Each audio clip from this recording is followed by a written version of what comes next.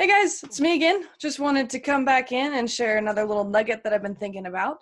Today, this one came from a couple of coaching meetings that I had and a few clients that I'm working with that are in a similar position. Maybe you're here, maybe you will be here, maybe you've been here before, but either way, I think that what we're going to share today is going to be helpful to you.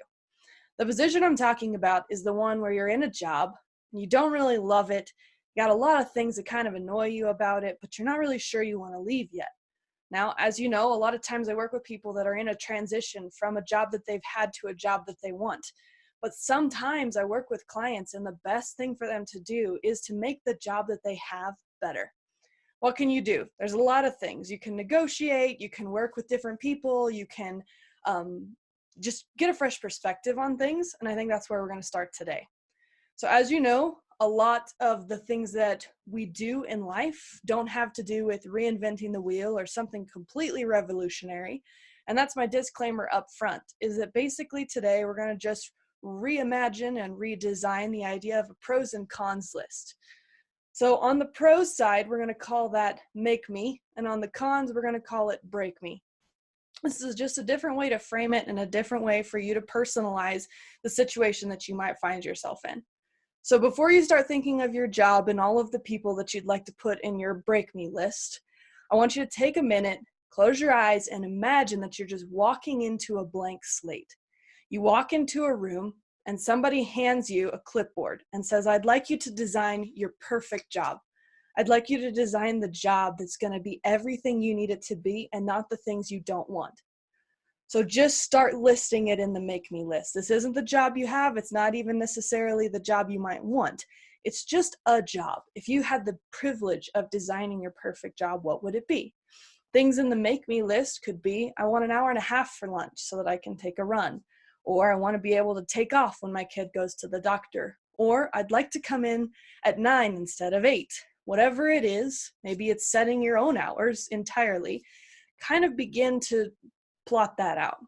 Think of things that may not immediately come to mind, having to do with time or money, but think of things that have to do with your well-being, with your heart, with what's on the inside. Think of the kinds of projects you'd like to work on. Think of the kinds of people you'd like to work with.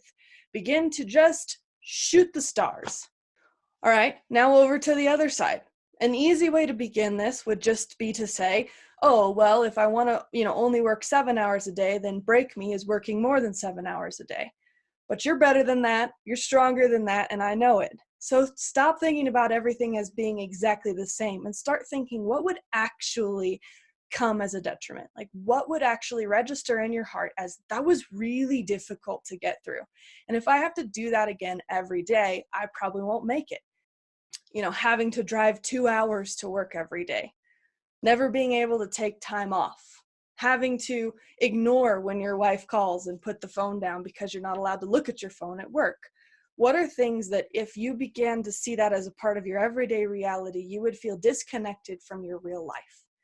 Because we know that a work-life balance is something that some guru made up somewhere that doesn't actually exist. Because if you have a good job, if you have something you love doing, we're designed to be productive. We are creative beings, and to just live our lives is great.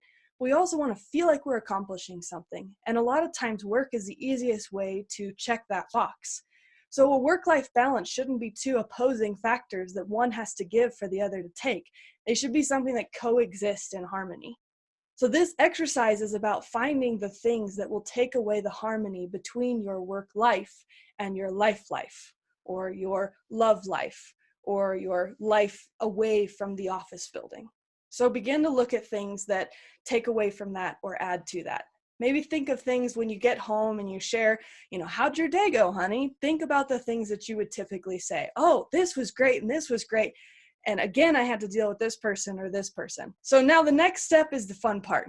Make a couple copies of the list, or at least keep one copy in a safe place, and not the safe place where you forget where you put it, but in a folder or something so you can come back and revisit this list later on.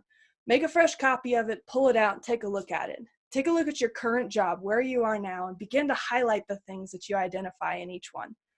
Ultimately, what every one of my clients has realized is that this list is almost always much longer than they thought it was, and this list is a lot shorter than they thought it was.